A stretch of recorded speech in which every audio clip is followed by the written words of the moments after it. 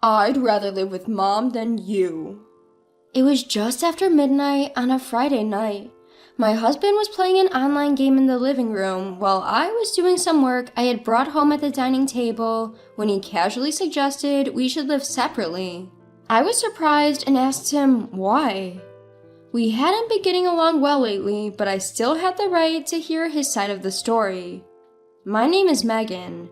It was midnight, the moment I turned 35, when my husband, who knew I was going through infertility treatments, dropped a bomb. It was such a surprise that I went blank. Without taking his eyes off his game, he said, "You just turned 35, didn't you? Even if you got pregnant now, it would be a high-risk pregnancy, so I'm giving up on having kids with you. That's why I want to live separately and live with my mom." What? I don't understand. I couldn't understand how giving up on having kids had something to do with living separately with me and going to live with my mother-in-law. We got married 2 years ago. I wanted to enjoy our new married life for a while, but my husband was eager to have a child. Being the youngest of 3 brothers, each of whom had 3 kids, my husband was constantly told by his older brothers, "It's best to have kids while you're still young and energetic." So we decided to give it a try and began trying for a baby, but a year passed and we were not blessed with a child. One day my husband said, "You should get checked out." "For what?" "Why, we can't have a kid. There must be something wrong with you," he yelled. Although his presumption made me upset, I decided to get checked out at the gynecologist's office just in case. The results showed that I indeed had a problem that made it difficult for me to get pregnant. I had no symptoms and the results were a huge shock. The gynecologist said, "It's difficult to conceive, but natural pregnancy is still possible." However, I felt heavy-hearted to tell my husband about it. That evening, while we were having dinner, I calmly told my husband about the results. He seemed triumphant as he said, "I knew it was you." "But they said I could still get pregnant," I muttered. He glared at me and said, "It has been impossible and it will stay the same." He made his own conclusion again and I was filled with anger. "You could have a problem too, you know." That provoked him to raise his voice. "Megan, it's clear what's going on here. How dare you shift the blame onto me?" With a loud bang, my husband slammed his fist on the table in anger. I shrugged my shoulders with surprise. "You're nothing but a failure. Can't even bear a child." With that parting shot, he headed for the bedroom. Left alone, I started crying, cleaning the dishes through my tears. My husband was just shocked and lashing out. If we could just have a child, we could be a happy couple again. I told myself this and decided to double my efforts in trying to conceive and win my husband's heart back. I started attending the gynecologist regularly. As my knowledge about fertility grew, so did my anxiety. Even though I tried especially hard on my most fertile days, it was always a swing and a miss, and I found myself becoming stubborn about it. One morning, I said to my husband, "Let's try again tonight, okay?" To my surprise, he looked at me disapprovingly and said, "Isn't it a little embarrassing talking about tonight, first thing in the morning?" I flushed with embarrassment.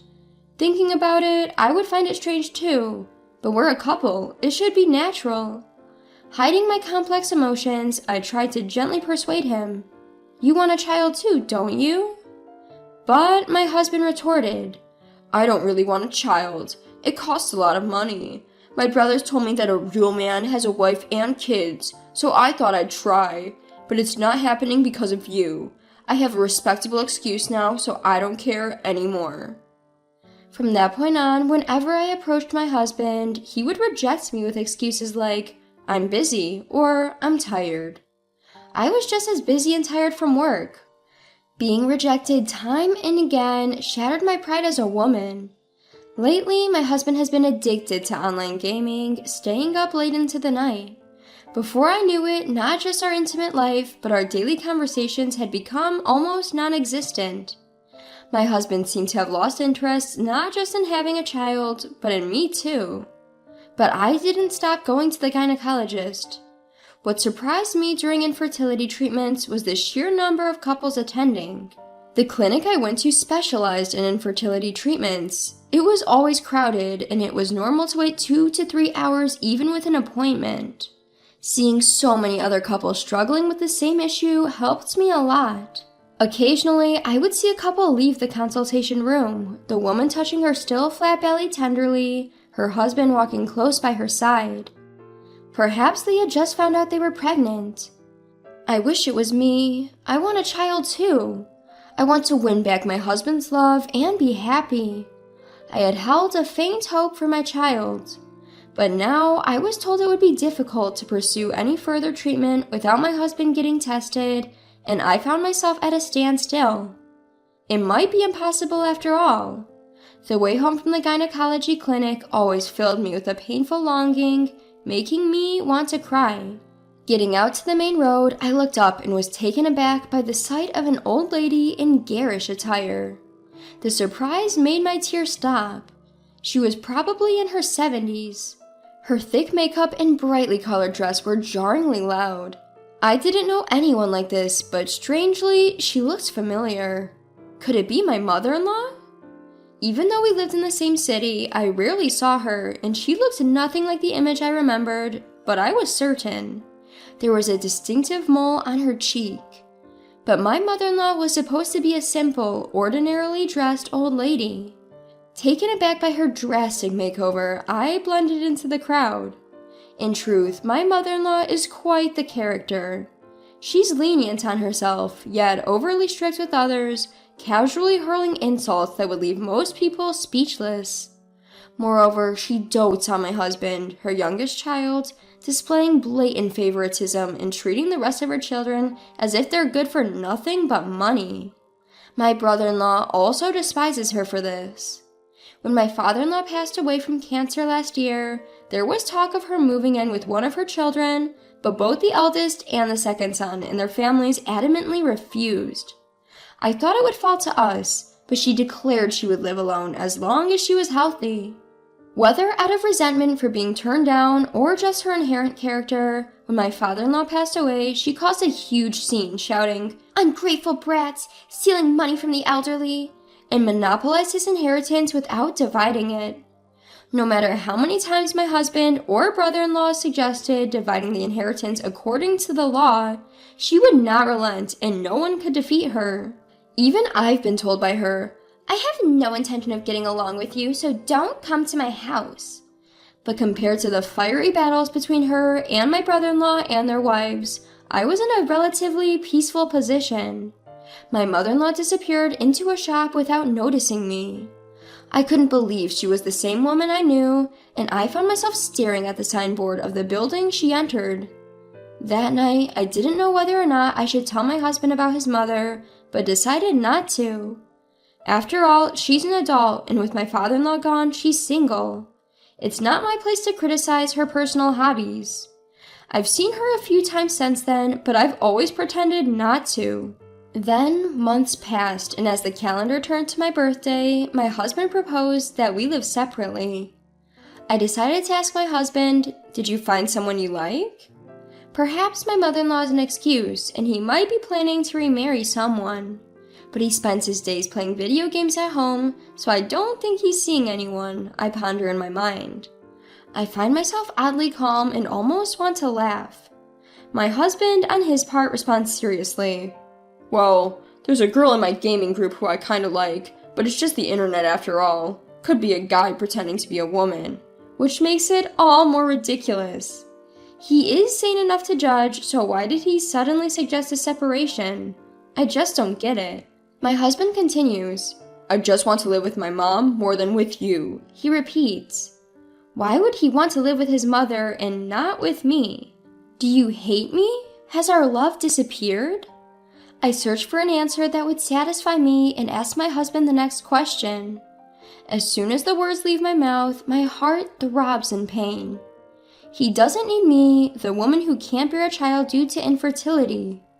Holding back the tears, I wait for my husband's reply. "No, not really." "Huh?" My husband defies my anticipation in a straightforward manner. "Didn't I tell you before? I don't care about having children anymore. We need another way to make money." Money? I parrot his unexpected words. He nods calmly and says with a serious face, "It's my mom's inheritance." I can't see the connection in the story at all, and I'm confused. "My brothers are greedy. They'll try to take more of mom's inheritance than me, using the excuse that they have more children. I won't let that happen." Who's the greedy one here? I was dumbfounded, but I kept my mouth shut. But your mom is very healthy. Isn't it too early to talk about your inheritance? That's why. My mom hates you, but she adores me. If I start living with her from now, I think it will be advantageous in receiving the inheritance.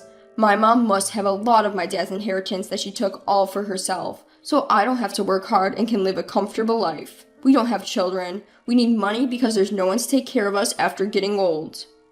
My husband explained as if making a mockery, but I understood the meaning and was taken aback. The reason my husband wanted a child was... So you needed a child to take care of you after getting old? And since that's not possible, you want a larger share of your mom's inheritance? With hopes my assumptions would prove wrong, I confronted my husband. However, his response was again completely opposite to what I had wished for. "Of course," he exclaimed. "Kids are there to take care of their parents. If I live with mom now, I might be able to take all of the inheritance." I couldn't help but feel the strong blood connection between Tom and his mother, as if it explained everything. He showed no intention to share anything equally. While I was left speechless, Tom continued his monologue. "When mom's gone, I'll come back to live with you. You can't bear children, but you can manage the house chores just fine. You serve a purpose as a housekeeper, and you bring home a decent paycheck as a full-time worker." All right, let's get a divorce. My true feelings burst out, cutting him off.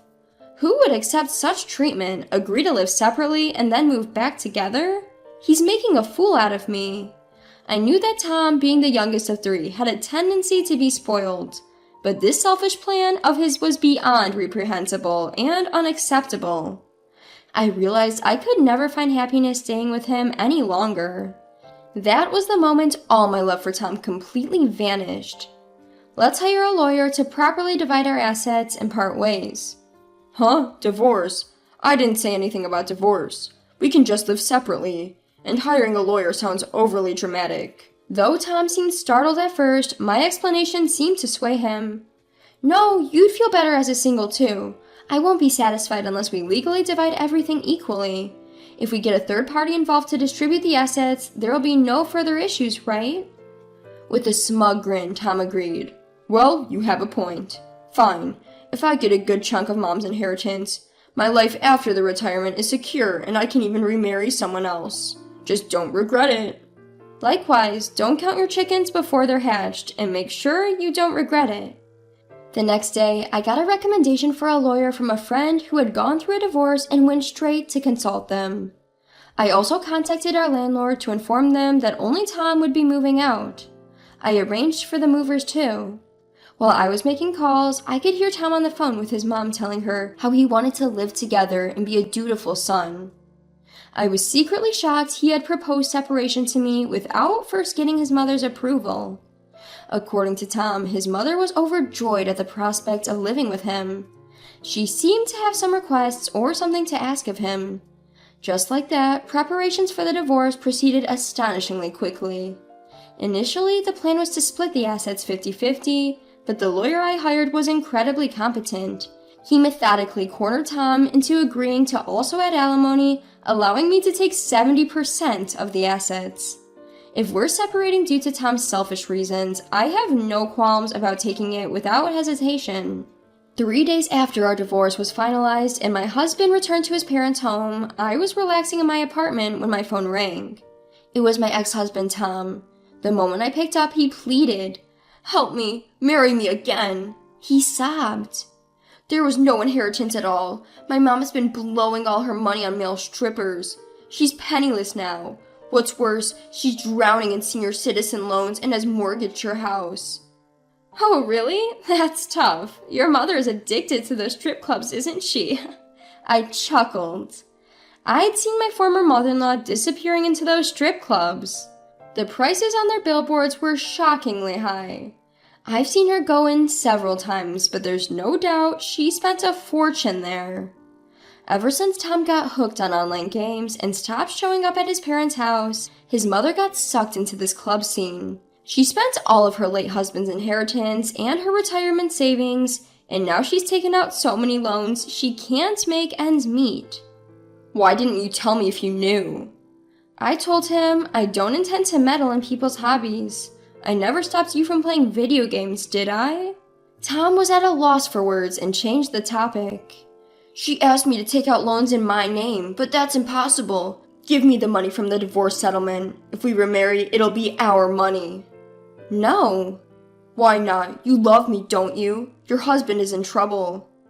I did love you when we were married, but when you suggested we separate, all my feelings for you disappeared. It's obvious you're only after my money now. Why would I get back together with you? That's not fair. Mom's demanding my entire paycheck. She says it's only natural for a child to support their parents. She was always kind to me. Tom whimpered pitifully, but his belief that he should always be in the center of attention and that everyone else should cater to him was the same as his mother's. They really are two peas in a pod. They brought this on themselves, and I don't owe them any help.